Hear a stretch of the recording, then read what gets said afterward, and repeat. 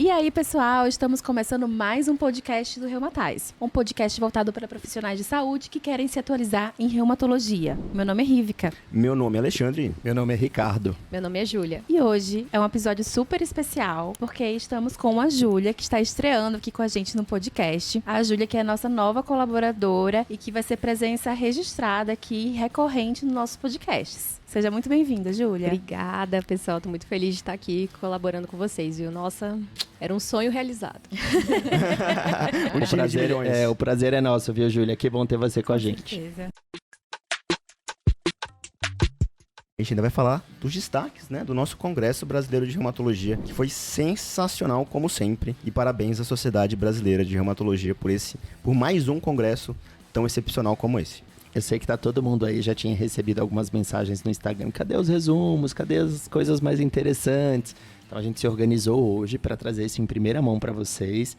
Eu sei que algumas pessoas já postaram algumas coisas, mas a gente vai passar para vocês as nossas impressões daquilo que a gente assistiu e tem muita coisa boa desse SBR 2023. O que eu ia comentar é que foram muitas palestras, né? Muitas palestras muito boas e pela quantidade de temas e pela nossa incapacidade de conseguir memorizar tudo que a gente assistiu, a gente vai conseguir falar aquilo que a gente conseguiu memorizar e registrar, tanto na nossa cabeça, quanto no nosso celular e no nosso computador. Aquelas pessoas que a gente não citar, que a gente não comentar, pessoal, foi excelente todas as palestras e a gente vai conseguir só contemplar aquilo que a gente tem no nosso tempo e na nossa cabeça que a gente memorizou. E também, claro que a gente não conseguiu assistir todas as palestras e tenho certeza que eu deixei de assistir palestras maravilhosas, mas graças a Deus assisti aqui o Reumatise.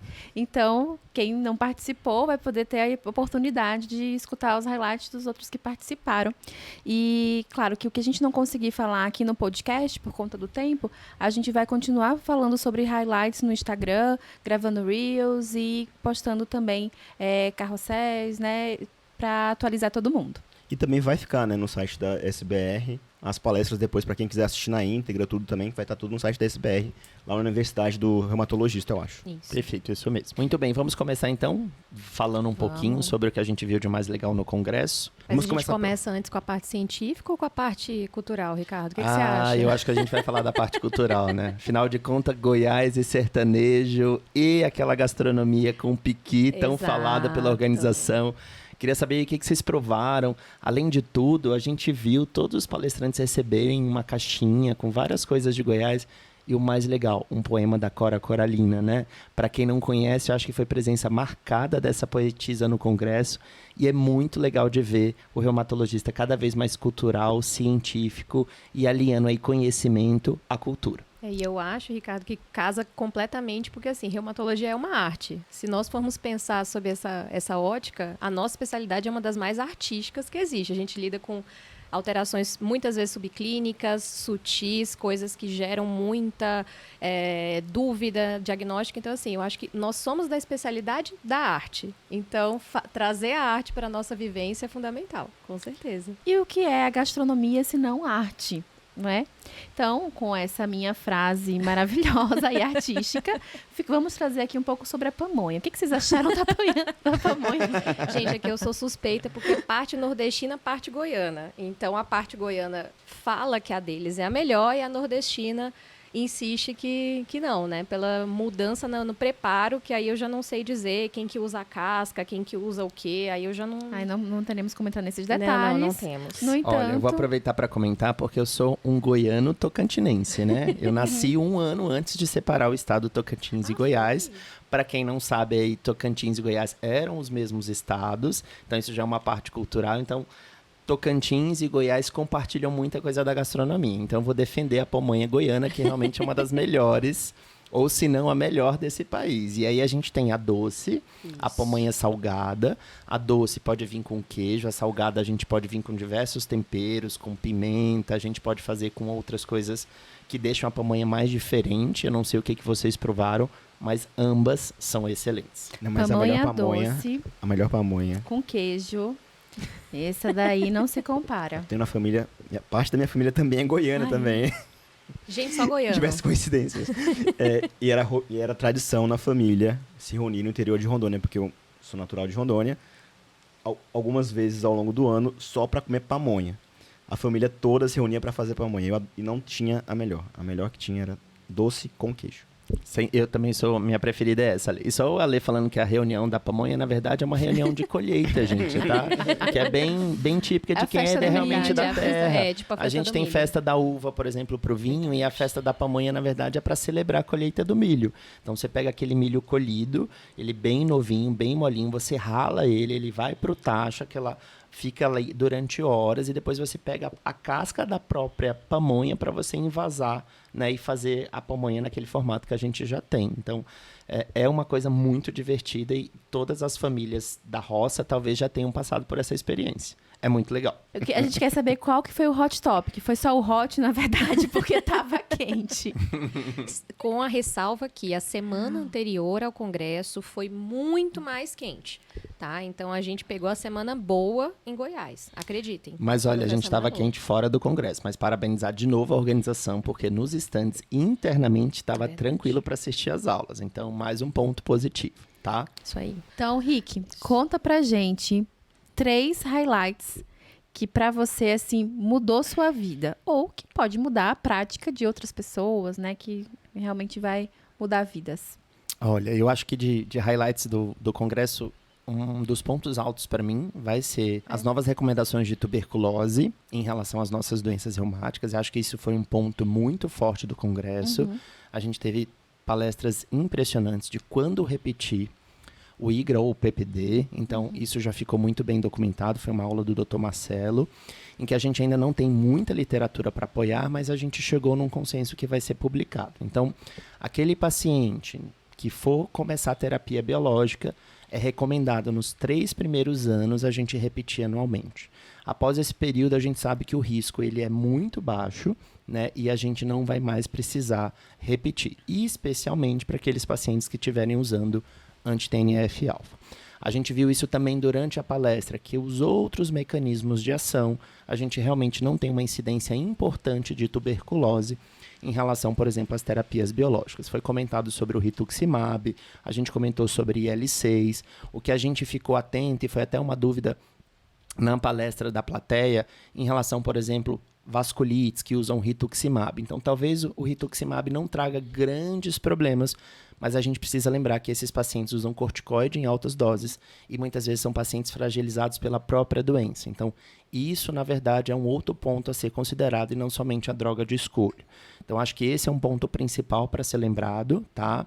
Um outro ponto principal para ser lembrado em relação a essa aula de tuberculose e IGRA é em relação a quais métodos a gente vai pedir. Então, se você tiver disponível, faça os 2 no mundo ideal. No entanto, a gente pode fazer o PPD. Caso o PPD venha positivo, não há necessidade de você fazer um IGRA. Esse paciente precisa ser tratado para ILTB, que é a tuberculose latente. Se você tiver um IGRA positivo, esse paciente também precisa ser tratado. E lembrar, gente, que é independente do mecanismo. Não é pedir o exame, avaliar o resultado e depois decidir tratar, tá? Então, lembrando que se a gente tiver um PPD positivo ou um IGRA positivo, a gente está falando de política de saúde pública, a gente está falando de tratar um paciente com ILTB e não só considerar tratar pelo mecanismo de ação. Então, a recomendação é tratar se o teste vier positivo. E um outro ponto alto foi em relação, por exemplo, a uma coisa que acontece com pouca frequência, mas talvez vocês se deparem, que é com IGRA indeterminado. Então, o IGRA indeterminado, por 2 situações, o correto é você repetir depois da primeira dosagem que vier indeterminado, pode estar relacionado à curva de aprendizado daquele laboratório em específico, porque em geral a gente não vai ter esse teste indeterminado pela dosagem do laboratório. Se vier indeterminado numa segunda vez, a recomendação também é que a gente trate, tá? Que é uma outra dúvida da prática, tá?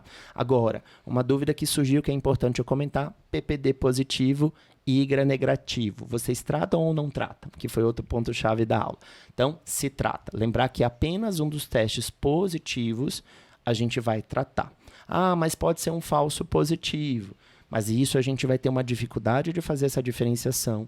E o correto é, em termos de saúde pública, e a gente pensando numa tuberculose latente, um dos testes, por mais que seja falso positivo, a gente precisa considerar se esse teste é positivo para o tratamento.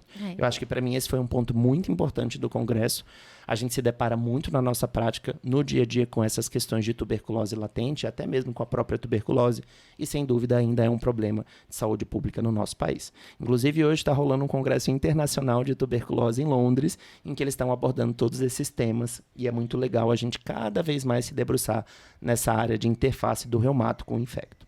Ainda mais a tuberculose, né? Que, querendo ou não, é uma doença endêmica no Brasil, né? Então, na dúvida, a gente vai acabar tratando, né? Lembrando também, assim, dos biológicos não anti-TNFs, né? Que, apesar de a gente já ter evidências de que o risco é bem inferior, principalmente relacionados ao anti-L17 e o anti-L23, mesmo assim, a gente ainda tem a recomendação de rastrear e tratar, isso está definido em bula, tá? Então, ainda é a recomendação atual.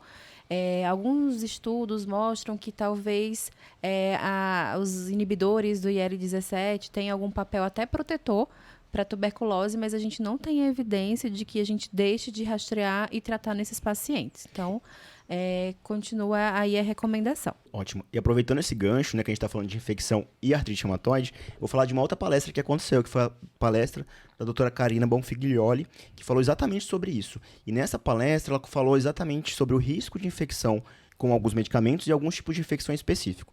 Um que é legal, que sempre é importante a gente lembrar, é do herpes zoster, né? O herpes zoster, que também está aumentado o risco, né, nos pacientes com artrite reumatoide. Esse risco é maior, muito mais aumentado com os inibidores da JAK, mas ele também aumenta com o rituximab, com o TNF, com a interleucina 6. E o que tem o menor risco dos biológicos para herpes zoster são os TNFs solúveis, tá? E os inibidores de coestimulação. E o que tem menor risco de herpes zoster são os medicamentos sintéticos. Dos solúveis quais? Seria basicamente qual? O Tenercept? Exatamente, né? Aquele que tem o menor risco, inclusive, de tuberculose. Então, uma coisa que a gente faz muito no nosso dia a dia é a estratificação de risco do paciente, né? Com artrite reumatoide, tanto por risco cardiovascular, risco de fratura pelo frax. Mas uma coisa que a gente também tem que fazer na nossa prática é o risco desse paciente evoluir com um quadro infeccioso. E para isso, a gente tem uma ferramenta, que é a ferramenta Rabbit, que é baseada numa corte alemã, que ela avalia a idade do paciente, se o paciente tem mais de 60 anos, se o paciente teve alguma infecção grave nos últimos 12 meses, a dose do paciente de corticoide, o status funcional desse paciente, o número de biológicos, o número de tratamento que esse paciente já fez no passado, o tratamento atual dele e o tratamento proposto para ele no futuro. Com base nisso tudo, a gente vai conseguir estratificar o risco desse paciente evoluir com um quadro de infecção nos próximos 12 meses. Um fator de risco que a gente tem que considerar muito na nossa prática é o histórico do paciente de infecção, tá? E isso se mostrou em várias coortes, tá? Como o principal preditor do paciente evoluir com um novo quadro infeccioso. Então, a gente tem que estar atento naquele paciente que tem infecção de repetição prévia para auxiliar a nossa tomada de decisão e sempre escolher aquele biológico, aquele tratamento que tem menor risco para o paciente. E falando sobre corticoide, a gente lembra que é do osso. Gostei do gancho, vai, manda. E aí, vou trazer também um pouquinho dos highlights de osteoporose. Na verdade, teve uma discussão bem legal, que foram sobre os temas espinhosos em osteoporose. E aí teve a aula da doutora Mariana Ortega, e que abordou, trazendo temas sobre fraturas atípicas. E é sempre um tema assim, bem relevante para a prática, não é? Porque a gente sabe que os bisfosfonatos, eles são extremamente importantes no tratamento da osteoporose, e que aí a gente, às vezes, tem um receio do uso prolongado do bisfosfonato pelo risco de uma fratura atípica, né? Então, a gente sempre tem que estar pesando, e sempre que o paciente, né, tem o osteoporose, a gente tem que estar pesando. Será que o risco de ter uma fratura típica é maior ou menor do que o risco de uma fratura atípica?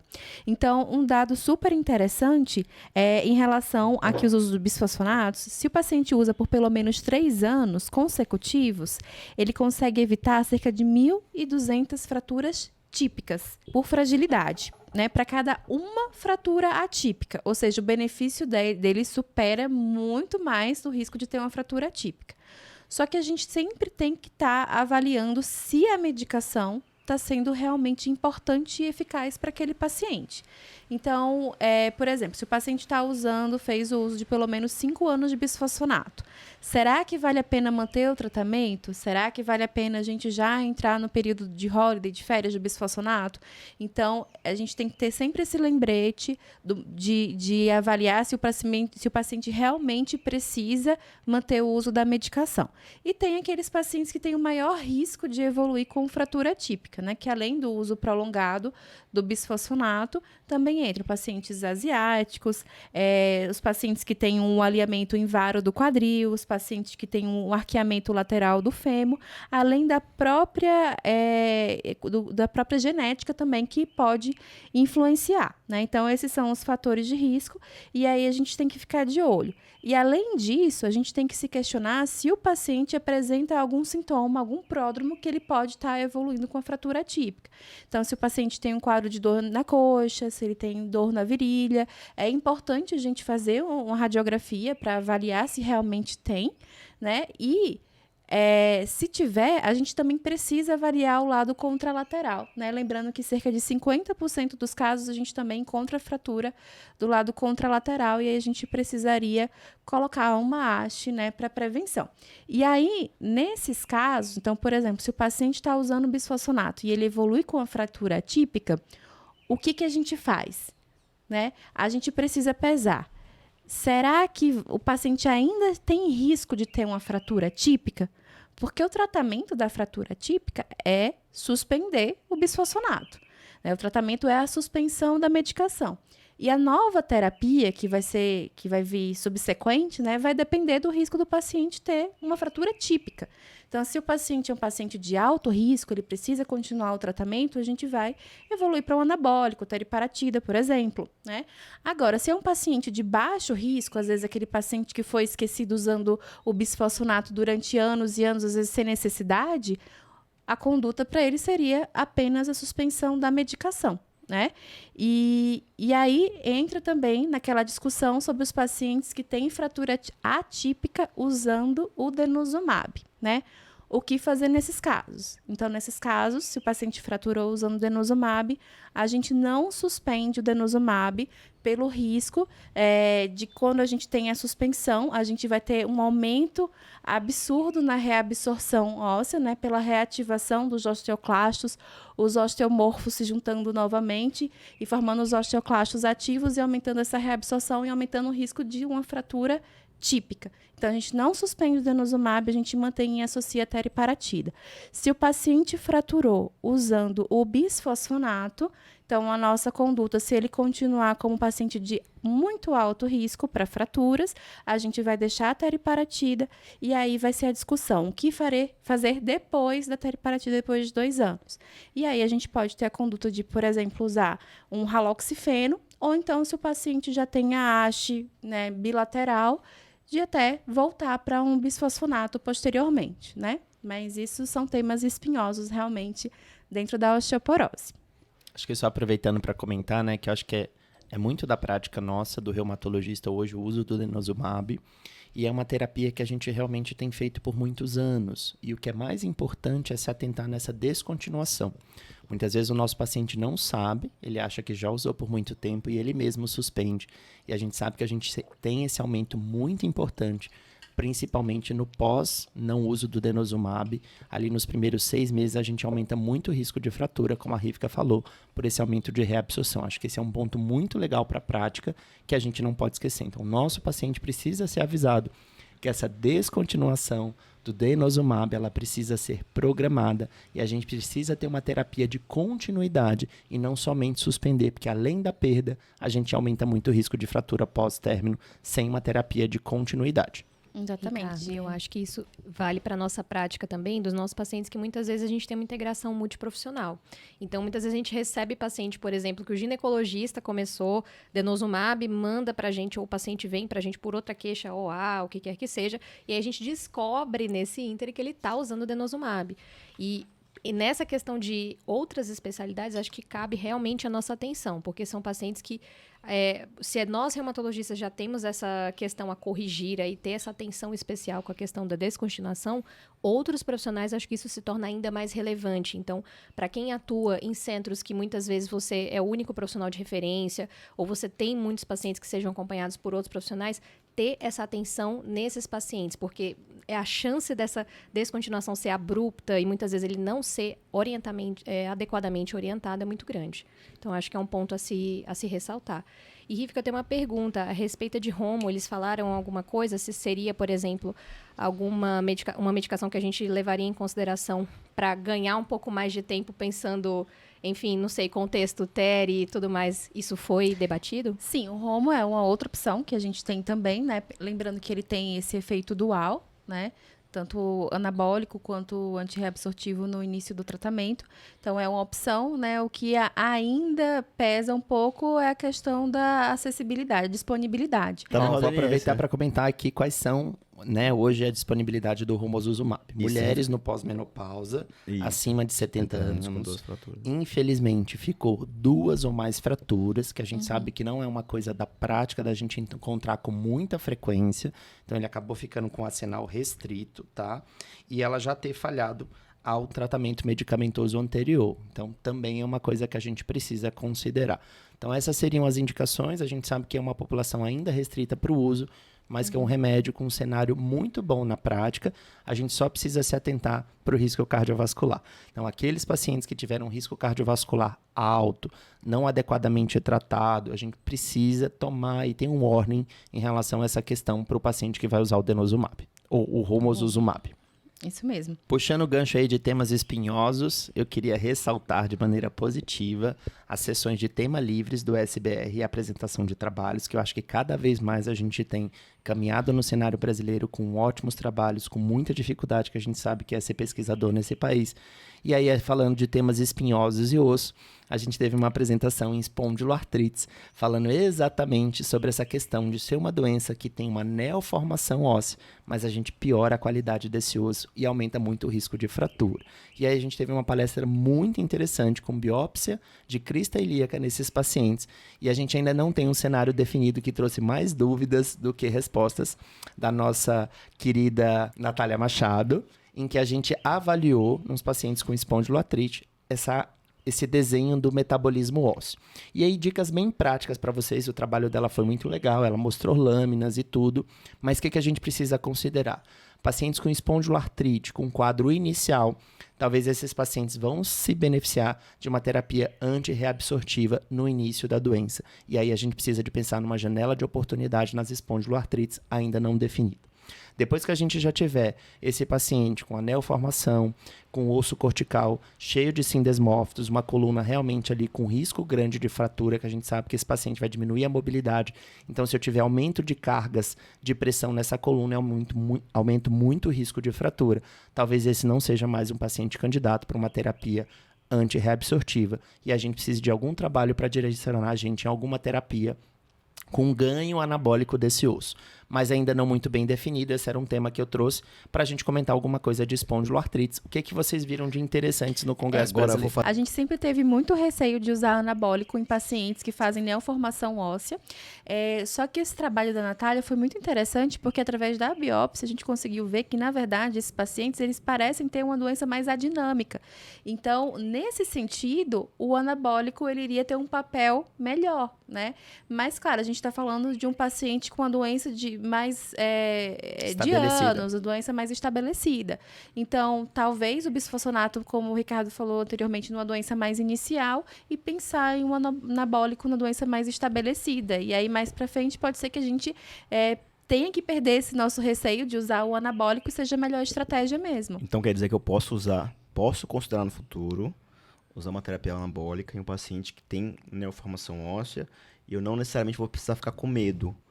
Na sua janela de oportunidade, né? Ale, muito boa pergunta. O que a gente tem hoje, né, que o Dr. Marcelo, enfim, todo mundo comentou. A gente precisa avaliar, igual a gente estava falando agora, do risco. Se o risco de fratura desse paciente ele é muito importante e a gente considerar isso como alto Eu acho que sim, você precisa pensar em intervir. E aí, realmente, um anabólico pode ser, de fato, uma opção. Talvez você não fazer nada, como muitos de nós hoje têm receio, não seja o melhor caminho.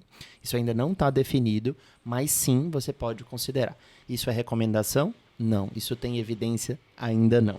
Mas é, talvez, uma possibilidade de uso. Ainda falando de espondiloartrite, eu quero trazer para vocês uma apresentação super legal, que foi a apresentação do Gustavo, que trouxe os resultados do Registro Brasileiro de Espondiloartrites, que é uma idealização da sociedade brasileira, para trazer dados da nossa população. Então, assim, a gente sabe que o nosso país, né, a gente tem uma população muito miscigenada, né?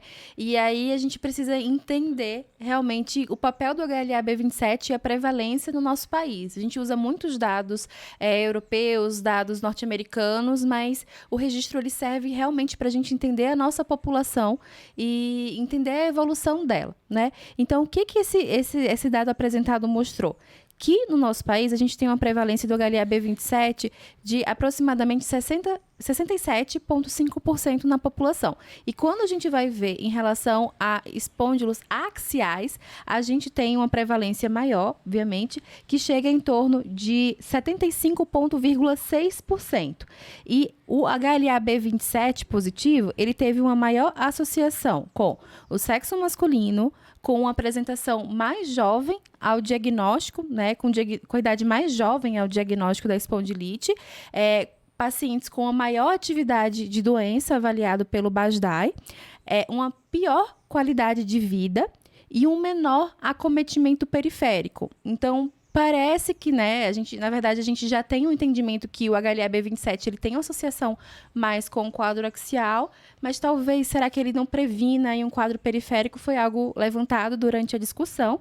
E, mais uma vez, a relação com a raça branca, que foi mais prevalente do que os indivíduos negros ou indivíduos de outras pardos, etnias. né? De outras etnias. E eu acho que só para finalizar o tema de espôndilo, vou deixar aqui para quem viu a palestra, que foi uma outra palestra muito interessante, que é mecânico ou inflamatório. Aonde a doença termina, aonde a doença fica ativa e o que determina mais um paciente ficar mais ativo ou menos ativo. É mais o quadro mecânico, Rívica? É mais o quadro inflamatório? Vocês chegaram a assistir essa palestra? Mecânico. Eu acho que a gente viu todos os cenários. Eu acho que eu ainda fico no meio do muro. Eu odeio ficar no meio do muro, mas eu acho que nesse tema eu fico. Eu acho que a gente está no mecano-inflamatório, no inflamatório mecânico. O Dr. Marcelo mostrou um caso de uma paciente dele que reativava maratonista todas as vezes que ela corria e fora desse cenário ela não tinha atividade de doença. E ela progrediu ao longo dos anos, mesmo tratada e sendo acompanhada em razão desse quadro dela de maratona. E a gente até ficou na dúvida nesse dia, recomenda atividade física, não recomenda atividade física? Adequa o tipo de atividade física. E aí eu acho que você trouxe uma palavra importante a gente adequar. Para o sedentário, exercício. Para o muito ativo, maratonista, Ironman, adequar a atividade física. Então, a gente precisa entender esse componente e passar isso para o paciente. Mais alguma consideração dessa palestra que vocês lembram para falar? É que a gente tem que lembrar que o estresse mecânico, ele faz parte, é um gatilho, né, para o desenvolvimento da espondiloartrite, né? Só lembrar daquele clássico trabalho, tem o do rato, né, que quando levantado as patas do ratinho, né, o rabinho, né, o rabinho do ratinho, ele não desenvolve a espondiloartrite, a sacroileite, né, e aquele tem um trabalho clássico também dos pacientes colarinhos brancos versus o colarinho azul, que é basicamente trabalhadores braçais versus aqueles pacientes que ficam em escritório. Então, quem tem trabalhadores braçais tem maior desenvolvimento de espondiloartrite. Então, a gente tem que lembrar que o estresse mecânico realmente ele faz parte da fisiopatologia, né? Então, Você estava na aula? não. Inclusive, essa aula, essa aula foi a aula da Tauana, maravilhosa. A Tauana falou exatamente disso. É porque essa aula, isso que eu acabei de falar,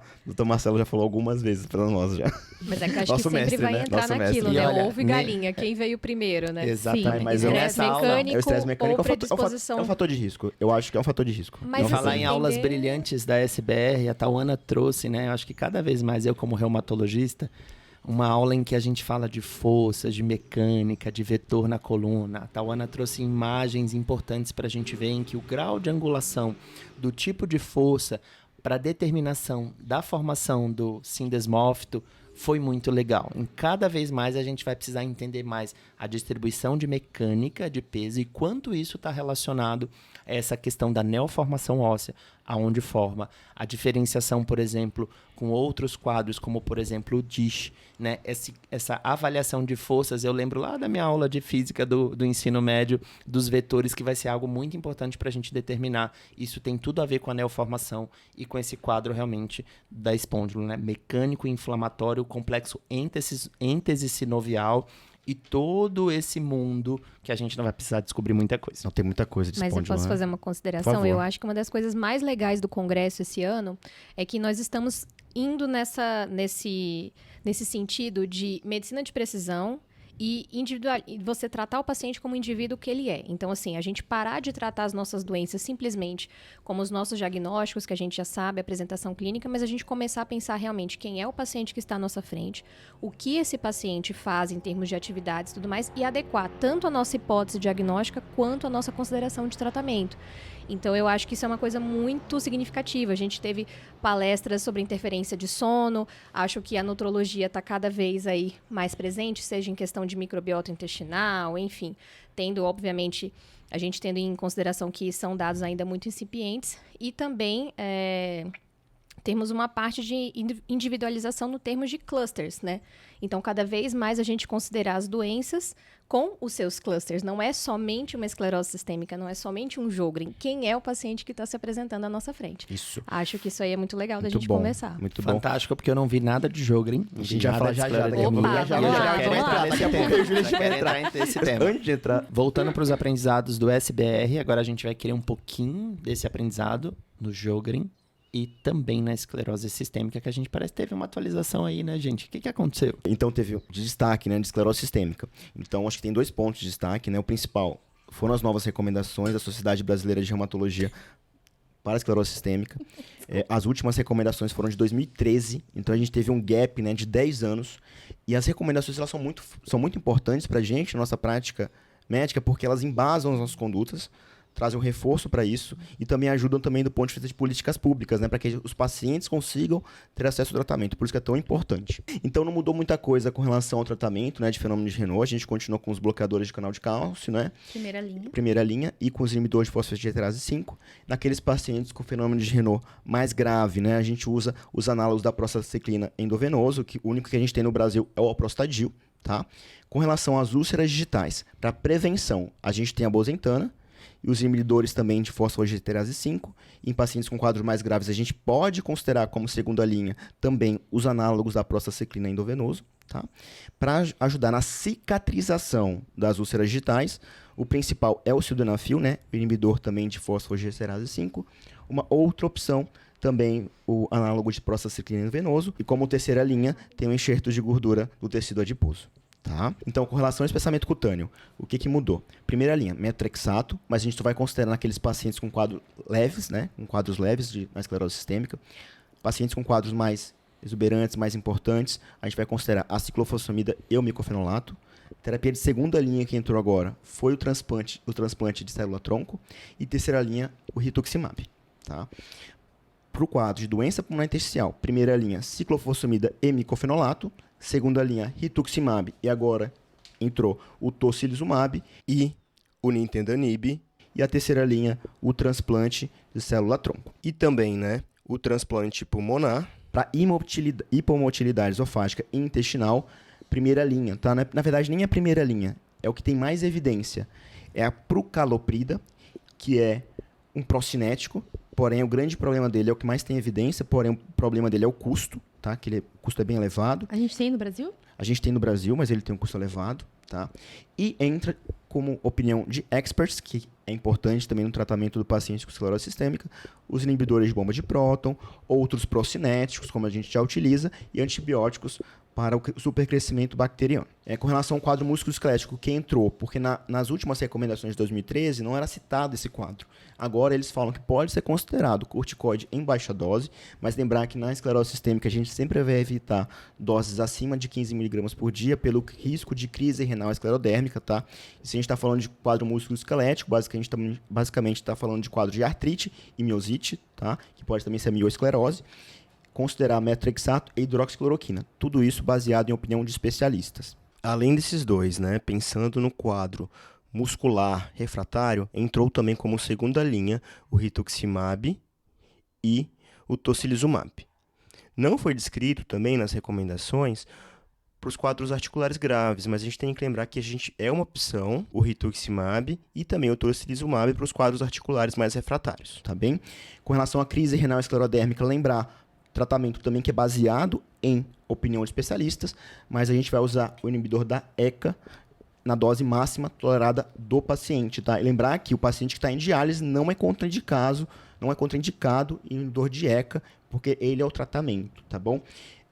E nos pacientes que tiver necessidade, vai fazer diálise e pode ser considerado também o transplante renal nesses pacientes, tá bem?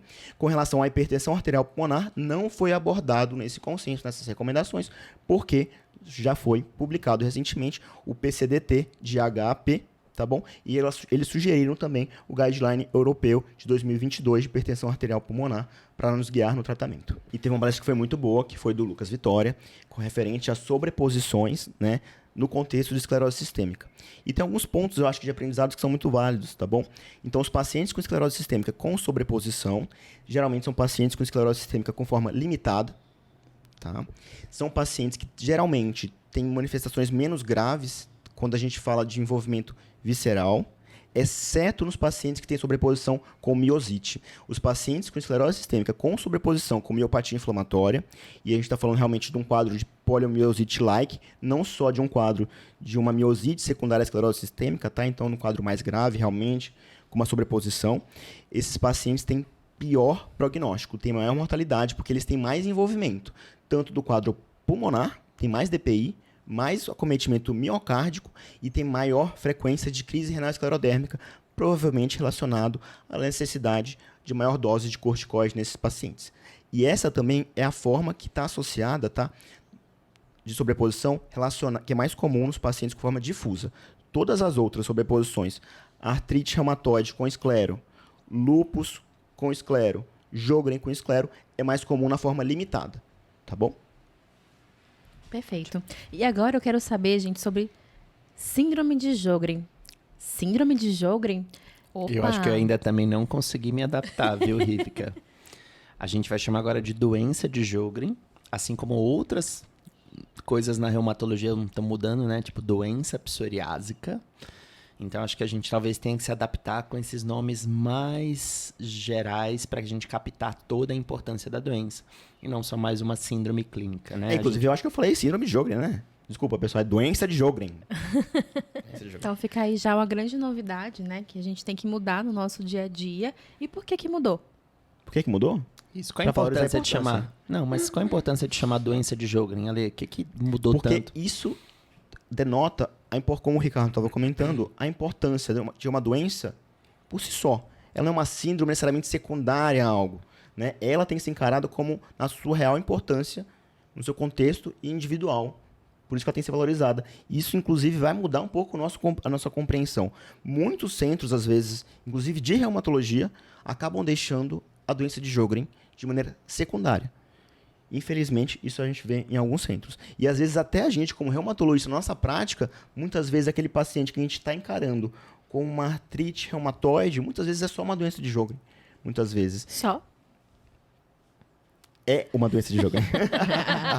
Tá vendo como está nosso objetivo? Como está nosso subconsciente? E é isso que a gente tem que parar de encarar como uma doença secundária, quando na verdade a gente tem que valorizar ela como a sua real importância, como na sua e cheia de nuances, né? Cheia de nuances. E cheia de nuances. Desafio isso é o que mais tem. diagnóstico. Eu acho que vem muito da nossa formação, né? Apresentando parando para um parêntese, acho que poucas universidades dentro do Brasil têm ambulatórios só de doença de Sjögren. Isso cria na nossa formação algo incorporado dentro de um outro ambulatório ou considerado realmente a doença como secundária, e a gente acaba emprestando, né, no tratamento da doença de Sjögren muita coisa das outras doenças sem desenvolver um raciocínio genuíno para a doença de Sjögren. Acho que a gente consegue separar esse raciocínio somente para a síndrome seca, porque de fato para as outras doenças a gente não usa esse racional, mas quando a gente fala da poliartrite, quando a gente fala de outras manifestações, a gente acaba tratando como se fosse lúpus, como se fosse artrite reumatoide.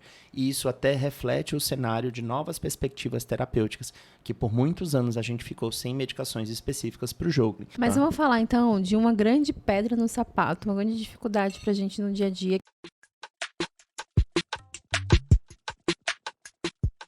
Neurosjögren é muito prevalente nos pacientes com Sjögren, tá?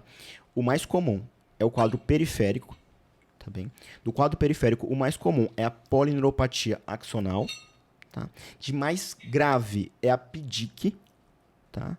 E também de mais típico é a ganglionopatia, tá? Por que eu estou falando tudo isso? Porque os pacientes, por exemplo, com ganglionopatia, sempre tem que ser pensado em síndrome de Sjögren, porque é muito típico quando você vê isso, tá?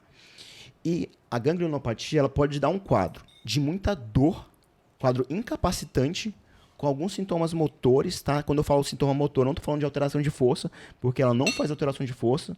O que ela faz é alteração de marcha, de ataxia, e pode também causar alguns quadros de atetose. E é muito difícil o diagnóstico, né? O diagnóstico, muitas vezes, só vai ser feito com ressonância, com contraste, e a eletroneuromiografia pode vir até, muitas vezes, normal. E a gente também tem que lembrar que os pacientes com Neurosjögren nem sempre terão sintomas secos na apresentação. De acordo com cada manifestação, tem uma prevalência, mas isso pode ter até 50%, 60% dos pacientes na apresentação do quadro de Neurosjögren, de acordo com a apresentação, eles podem não ter sintomas secos. E isso que é importante a gente lembrar. Inclusive, se a gente for lembrar lá dos critérios classificatórios de síndrome de Sjögren, quando a gente vai colocar o critério de inclusão para o paciente ser classificado como doença de Sjögren, né, agora que a gente está falando, os pacientes que têm aqueles sintomas neurológicos estão classificados no SDAI, ele pode entrar para a classificação. Não é obrigatório que o paciente tenha sintomas secos, tá? Isso é um outro aprendizado que a gente não pode deixar de lembrar. Eu adoro, gente, quando a gente está na reumato, né, que a gente tem miopatia amiopática e agora síndrome de Sjögren sem ser cura. Sem ser cura. Então, mais uma dica para vocês que tudo é possível. É possível. E eu acho, Ale, que assim, além dessa questão dessas atualizações que nós tivemos, é uma das doenças que nós temos um futuro aí muito brilhante aí, se Deus quiser, mas que a gente tem muitas terapias em voga porque eles conseguiram identificar a presença de alguns clusters de atividade. Por exemplo, sabemos da relação dessas doenças com o interferon, mas a princípio, e aí, é interferon tipo 1, é interferon 2, como que é? Será que todo mundo é a mesma coisa? E não, eles já trouxeram aí, numas conferências internacionais, algumas alterações aí, essa divisão por clusters, a gente vendo que a gente tem realmente grupos em que a gente tem uma expressão de interferon tipo 1 muito significativa, já outros a relação dos dois, outros um misto de ambos, e as que a gente tem realmente uma baixa relação com o interferon, em que a resposta medicamentosa desses pacientes é completamente diferente. Principalmente em relação a quê? Rituximab, que a gente sabe que a gente tende a utilizar para manifestações mais significativas, acometimentos mais graves, mas mesmo do ponto de dermates sintéticos. Então, hidroxicloroquina, leflunomida, e a gente viu essa diferença. Então, eu acho que em termos de terapia emergente, é uma das doenças que a gente tem que ficar bem de olho aí para ter essa atenção. E aí vem talvez um futuro, né, que eu queria comentar, que também veio dos congressos internacionais, a gente vai ver, né, os inibidores de tirosina quinase, os inibidores de TYK, que é uma coisa que vocês vão começar a se acostumar e que a gente talvez tenha trabalhos promissores aí no Sjögren, em outras doenças como a R, até mesmo dentro das espondiloartrites, No lúpus também está entrando bem forte agora. A gente vai começar a se identificar um pouco mais com essa molécula. Exato. E eu acho que em termos de terapia emergente, ampliando esse espectro, a gente pode falar de SAF, né, gente? Tivemos aí com publicação de critérios classificatórios, a gente sabe que temos que ter aquela ressalva de saber que critérios classificatórios não devemos utilizar na nossa prática diária para diagnóstico, mas que com certeza a publicação desses novos critérios veio para enfatizar a importância das manifestações... Não critério. Isso, das manifestações não critério e ampliar o nosso pensamento para pacientes para diagnóstico com SAF. E falando de terapias, nós tivemos palestras super interessantes a respeito de novos alvos medicamentosos em SAF que não somente a anticoagulação. Então, acho que isso foi super interessante, extrapolando algumas medicações, inclusive da hematologia, que aí eu tenho um viés de seleção, mas que é muito interessante que talvez você atuar na via, por exemplo, plasmocitária. Você vir com daratumumab, anti-CD38, uma droga já amplamente utilizada na hematologia, e você mudar o seu ponto de estimulação antes dele acontecer, mais ou menos um raciocínio se a gente for extrapolar para a questão de inibidor de JAK também, né? A gente mudar o nosso ponto de atuação, que a gente pode ter uma diferença na ativação endotelial relacionada aos fosfolípides e, consequentemente, uma diferença posterior na manifestação clínica, caso a depender do perfil sorológico desse paciente. Então, inibidor de tirosinoquinase, daratumumab, reforçando o papel da hidroxicloroquina, nós tivemos algumas medicações aí interessantes. Eu acho que eu vou denominar esse bloco como necessidades não atendidas, né? Porque, de fato, gente, eu acho que como reumatologistas, muitas vezes a gente se incomoda. Na doença de Sjögren, que a gente fazia só terapias sintomáticas, como, por exemplo, para secura,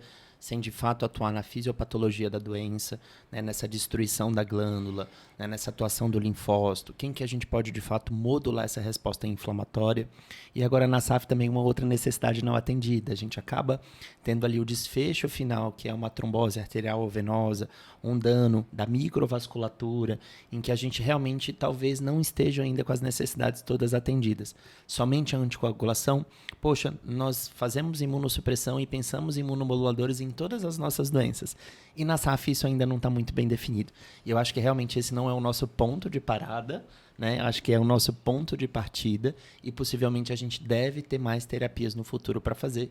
Fica aí essa necessidade não atendida para futuros SBRs ou novos congressos em que com certeza a gente vai abordar mais esses assuntos. Com certeza. Inclusive de anticoagulação, né? Só para a gente focar nisso aí também, que novamente revisitada aquela pergunta, e aí, DOACs realmente não tem nenhum papel na anticoagulação de SAF? Então, claro, antagonista de vitamina K, idealmente sempre a nossa primeira escolha, mas que, novamente, um cluster de pacientes no qual possivelmente a gente pode utilizar, né? Pacientes que não sejam triplo positivos, que o sítio de trombose não seja arterial, e aí a depender dessas manifestações localizatórias e perfil sorológico, você possa vir a considerar DOACs nesses pacientes, inclusive pensando em adesão e tudo mais, mas que, infelizmente, ainda é um dado incipiente, mas que acho que é válido ressaltar, porque já é uma atualização aí interessante para a gente comentar. Exatamente. Inclusive no ACR, né, nas recomendações do ACR com relação à SAF, eles falam que você pode considerar os DOACs naqueles pacientes que tiveram, como a Júlia já comentou exatamente, esse perfil de paciente, se ele estiver usando DOAC, é um paciente que só teve um evento trombótico, foi um evento venoso, é um paciente que não é triplo positivo, você pode considerar manter o DOAC nesse paciente, tá? Que já vem utilizando para você no consultório, tá bom? Mas lembrar que não é a melhor opção continua sendo os antagonistas de vitamina K, porque vários trabalhos já mostraram que ele é superior aos DOACs nesses pacientes, os nossos pacientes com SAF. Bom, Ale, acho que uma coisa interessante que foi comentada também, que a doutora Daniele pontuou, é essa casuística que a gente tem muitas vezes de consultório de pacientes resistentes a antagonistas de vitamina K. Mas tem muito cuidado que a maioria desses pacientes não chega na nossa dose considerável, 4 comprimidos por dia, sendo utilizados para que a gente possa considerar esses pacientes como resistentes. Então, acho que é um ponto muito legal para o pessoal se atentar na prática, que está meio com uma febre aí de, não, o paciente é resistente, troca para DOAC, o que vai dar? Será que ele realmente é? Então, a gente sempre ter essa atenção, levar isso em consideração também. Pelo menos 4 por dia. Então, assim, tem que estar usando uma dose muito alta, né? Pra gente falar que esse paciente ele é refratário. Para você considerar. Pra gente considerar. E também lembrar daqueles pacientes com adesão ruim ou que não tem desejo de iniciar o tratamento. Porque não tem tempo para ficar fazendo um exame de rotina, não tem acesso. Você imagina um paciente que ele mora... Vamos supor que isso existe, tá? Uma coisa é você estar num grande centro, como em São Paulo. Outra coisa é você estar no interior do Brasil, que o paciente ele não tem acesso a fazer o NR toda semana. Imagina, a gente está numa região ribeirinha. Como que esse paciente vai conseguir fazer o NR? Não tem como, gente. Então, se esse paciente, às vezes, ele não tem acesso, às vezes, ele não tem vontade, não tem disponibilidade, e é um paciente candidato, a gente pode considerar, claro, de maneira compartilhada, o DOAC para esse paciente. E, novamente, a nossa tendência, né, pessoal? Individualizar. Exatamente. Não apenas guideline, não apenas a sua prática clínica. Considere quem é o paciente que está à sua frente e realmente traçar junto com esse paciente, dentro do possível, o que é a melhor estratégia para o caso dele. Evitar o DOC no triplo positivo e no LAC também, né? No paciente que tem o LAC ressaltando também. a importância do LAC como o marcador sorológico aí mais associado a risco de trombose. Então, que realmente temos que respeitá-lo acima dos outros, temos que respeitar a sua importância e levar isso muito em consideração. Né? Mas também ressaltar falso positivo. Né? Sim, Cuidado. perfeito. Cuidado. Tá bom? Perfeito. E só puxando aqui minha veia vasculite, a gente até tem agora o rituximab disponível dentro do PCDT e lá fora a gente tem o Avacopan, que é uma outra droga que permite com que a gente também use menos corticóide, mas uma droga que no cenário de farmacoeconomia ainda não é viável dentro da nossa prática clínica. A gente teve uma palestra no CBR que estava falando sobre novas tecnologias, né? E aí a gente falou sobre nanopartículas, a gente falou sobre uma maneira diferente de entregar esse remédio para o paciente. A gente tem um desenvolvimento de um trabalho brasileiro importante do Amazonas, falando sobre o metotrexato, né? Com uma nanopartícula de diminuir os efeitos gastrointestinais e usar uma molécula que a gente já sabe que funciona, mas que na prática a gente tem uma dificuldade de adesão muito grande. Então, vocês que estão aí em casa, a gente tem perspectivas futuras de usar drogas antigas com um cenário muito melhor do ponto de vista de administração e com menos efeito colateral, como as nanopartículas. Mas, pessoal, me fala uma coisa. Você falou de mulher, jovem, idade fértil. E aí, gestação? O que a gente tem de novidade? Acho que lembrando também da gestação que isso vai incluir todas as nossas doenças, né? Então, assim, temos mulheres com espondilite, temos mulheres com lúpus, temos mulheres com SAF, e, enfim, todas as nossas doenças vai se aplicar à gestação, né? Então, a gente tem que ter todo o cuidado, né? O ideal, no mundo ideal, é que a gente já conversasse desde a primeira consulta que quando o paciente engravida, né, que a gente tem que engravidar junto com o paciente, que a gente precisa programar o momento ideal para a gestação e esse momento ideal inclui o paciente estar livre de atividade de doença ou então em baixa atividade de doença por pelo menos 6 meses, né? A gente precisa adequar as medicações que o paciente esteja usando, né? A gente sabe que, por exemplo, o paciente que tem lúpus, sabe que a hidroxicloroquina deve continuar, não deve ser suspensa, né? Mas a gente tem algumas medicações que não devem continuar, como o metotrexato, né? A leflunomida. A azatioprina ela pode ser continuada nos nossos pacientes. Lembrando também do micofenolato, que também não deve ser utilizado na gestação e deve ser suspenso pelo menos 6 meses antes da gestação. E o rituximab, que deve ser utilizado apenas em situações de gravidade, né? Assim como a ciclofosfamida também, né? Assim como a ciclofosfamida, né? Uma coisa importante aqui, né? Eu não sei se vocês lidam com isso na prática, mas a gente falando de gestação, muitos dos nossos pacientes leem bula. Então, a maioria das nossas medicações em bula, elas vão ser contraindicadas, porque a gente, nos estudos em que esse remédio é aprovado, a gente não tem estudos em grávido. E o Ale acabou de comentar que esse nosso conhecimento do uso dessas medicações, eles vêm de estudos de vida real. Então, é uma coisa muito importante para a gente comentar, né, em relação aos profissionais que não são tão acadêmicos, enfim, que talvez vá buscar uma informação ali dentro da bula, a gente vai ter essa contraindicação, mas essa contraindicação a gente precisa avaliar muito bem os efeitos teratogênicos e é como a Rivka falou, tem drogas que elas vão ter um efeito muito ruim para o bebê, então elas não vão ser indicadas, e aquelas drogas que são toleráveis de acordo com o custo-benefício. E aí a gente vem aprendendo cada vez mais quando, incidentalmente, um paciente está utilizando a medicação e aí, porventura, descobre numa gravidez não planejada, e aí a gente avalia depois esse efeito de exposição no bebê em termos de malformação ou problemas que possam advir desse uso, e aí a gente acaba tendo esses dados compilados para que a gente tenha mais segurança. Então, isso é muito legal da gente colocar que na gestação as evidências elas vão ter um pouco menor de robustez, mas que cada vez mais a gente tem ficado um pouco mais tranquilo no uso de algumas medicações, principalmente no cenário em que o paciente não está em remissão. O paciente em remissão, a gente vai tentar adaptar a prescrição para tudo aquilo que a gente tem de melhor evidência. E aí, nesse cenário, talvez, no lúpus, a gente deixar o paciente só com cloroquina, se for permitido. Se não for permitido, a gente vai adaptar com as outras medicações, dependendo da manifestação. E entrando nisso que você falou, Ricardo, acho que é até interessante que eles focam nessa questão de desfecho gestacional associado ao adequado tratamento. Então, foi apresentado a diferença de desfecho, ganho de peso ao nascimento, né, dos bebês, cujas mães utilizaram terapia anti-TNF durante a gestação e levando ao maior ganho de peso, um desfecho gestacional melhor. Então, que muitas vezes aquela coisa que se tinha de vamos interromper o tratamento pela gestação, ao fazer isso a gente criava um malefício maior do que um benefício. Então, isso aí já está sendo adequado e que a gente pode comentar um pouquinho mais sobre esses dados apresentados também. Em relação também, trazendo sobre os anti-TNFs, né? A gente tinha muito engessado, né, que se o paciente tivesse usando anti-TNF, a gente deveria trocar para o certolizumab, entendendo que o certolizumab não atravessa a barreira placentária.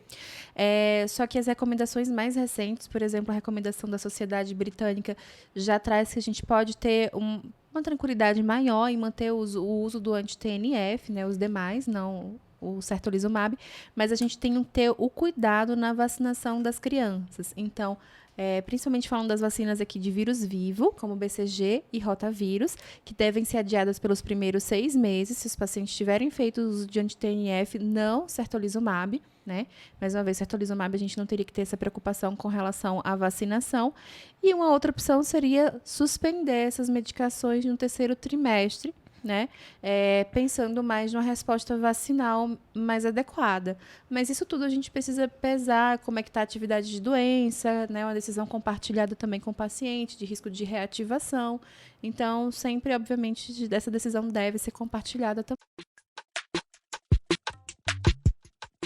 Eu acho que, assim, claro que a gente não consegue abordar tudo o que foi falado no Congresso, né? E a gente ainda se dividiu para cada um pegar um pouquinho de cada coisa, mas mesmo assim, com certeza, a gente não conseguiu assistir tudo.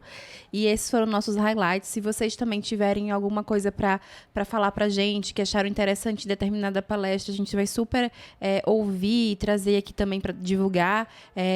E também, se vocês querem saber mais detalhes sobre o que a gente falou, podem dar ideias. A gente pode fazer um podcast específico sobre, por exemplo, lúpus gestacional. Eu vou trazer um pouquinho depois de mais detalhes sobre o que eu vi sobre vasculites. E também vou trazer para vocês, depois eu assisti muitos temas interessantes em relação ao ultrassom reumatológico, quando ele ajuda no diagnóstico. Quais são os quadros diferenciais e quais são as coisas que vocês precisam se atentar no laudo de ultrassom. Tanto para doenças por cristais, atividade na artrite reumatoide, eventualmente uma tenossinovite mais importante e achados também nas espondiloartrites e na intesite. Ultrassom de unha. Tem muita novidade pra gente ver aí, né? Então, tem muita novidade, assim. Queria agradecer a presença hoje da nossa mais nova integrante, que brilhou nesse episódio. E foi muito divertido e tem sido muito bom receber todos aqui em casa. Foi ótimo. Na Reumatise House. Aguardem, Reuma Fight. Muito bom. E mais pra frente a gente vai ter um tour em que vocês vão poder vir aqui conhecer onde foi a gravação. A gente vai fazer um making off. Isso aí. Então, gente, não deixem de seguir a gente nas nossas redes sociais. Qualquer dúvida, qualquer comentário, mandem pra gente. Até a próxima. Até a próxima, pessoal. Tchau, tchau.